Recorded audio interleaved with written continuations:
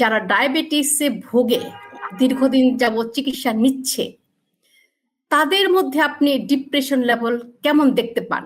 এটা খুবই প্রাসঙ্গিক একটা প্রশ্ন আপনি করেছেন, অনেক ধন্যবাদ। আসলে আমরা যারা এই যে ফিল্ড লেভেলে যারা মানে একদম গ্রাসরুট লেভেলে যারা কাজ করছে ডায়াবেটিস নিয়ে, প্রতিদিনই আমাদের অন্তত 30 থেকে 40টা পেশেন্ট আমরা দেখি। তো তাতে দেখা যাচ্ছে যে মোটামুটি তার অর্ধেকের বেশি রোগী দেখা যাচ্ছে বিভিন্ন ভাবে তারা মানে এই ধরনের ডিপ্রেশনে তারা আক্রান্ত, মানে বিশেষ করে দীর্ঘদিন ধরে তারা ডায়াবেটিস আক্রান্ত আছে। তার অনেকেই দেখেছি যে ডায়াবেটিসের সাথে সাথে তাদের একজন ডিপ্রেশনও তারা ভুগছে। ডিপ্রেশনের সাথে ডায়াবেটিসের সম্পর্কটা কি রকম?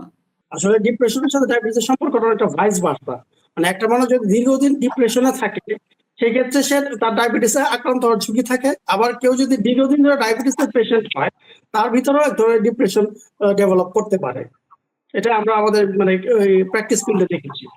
তাহলে আপনি বলছেন যে দীর্ঘদিন যাবৎ ডায়াবেটিসে আক্রান্ত হলে চিকিৎসা বা ওষুধের ফলেও কারো মধ্যে ডিপ্রেশন হতে পারে, আবার ডিপ্রেশনের কারণে আপনার বলছেন যে ডায়াবেটিস হতে পারে, তো এরকম আপনি বলছেন। তাহলে আপনি একজন ডাক্তার, মেডিকেল ডক্টর হয়ে কিভাবে আপনি ডিফারেন্সিয়েট করেন যে এই ডিপ্রেশনের কারণে এই সিমটম এবং ডায়াবেটিসের কারণে এই ধরনের সিমটম বা উপসর্গ, কিভাবে আপনি ডিফারেন্সিয়েট করেন যদি একটু আমাদেরকে বলেন? আসলে খুব রিসেন্টলি আমাদের হাসপাতালে একটা নতুন চালু করা হয়েছে, সেটা হচ্ছে PHQ-9, মানে কোশ্চেনিয়ার দিয়ে আর কি। সাধারণত 9টা কোশ্চেন থাকে, কিন্তু আমরা টুলস হিসেবে শুধু 2টা কোশ্চেন আমরা নেই আর কি। এই 2টা কোশ্চেন স্কোরিং যদি 6 হয় তো সাধারণত আমরা ওই রোগীদেরকে আমরা ওই মানসিক কাউন্সেলিং এর জন্য আমরা রেফার করে দিই। এটা আমাদের হাসপাতালে একটা নতুন সংযোজন, মানসিক ডায়াবেটিক রোগীদের মানসিক স্বাস্থ্যের জন্য আর কি। এটা ইউকে থেকে তারা একটা প্রজেক্টের মাধ্যমে তারা বর্তমানে এটা চালাচ্ছে। ভবিষ্যতে হয়তো এটা রেগুলার হিসেবে এটা হয়তো বা চালানো হবে আর কি।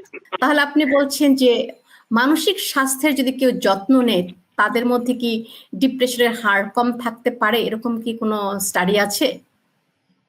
অবশ্যই মানসিক স্বাস্থ্য যদি যদি যত্ন নেয় সেক্ষেত্রে অবশ্যই তার মানে ডিপ্রেশন হার তো কমবে। তার শুধু এটা না, বিভিন্ন রকম যে ক্রনিক অসুখগুলো আছে যেমন ডায়াবেটিস, হার্টের সমস্যা, পেইন বা ব্যথা, এমনকি ক্যান্সার, এই ক্যান্সার পর্যন্ত হওয়ার সম্ভাবনা পর্যন্ত অনেকটা কমে যাবে যদি মানসিক স্বাস্থ্য যত্ন নেওয়া হয় ঠিক মতো।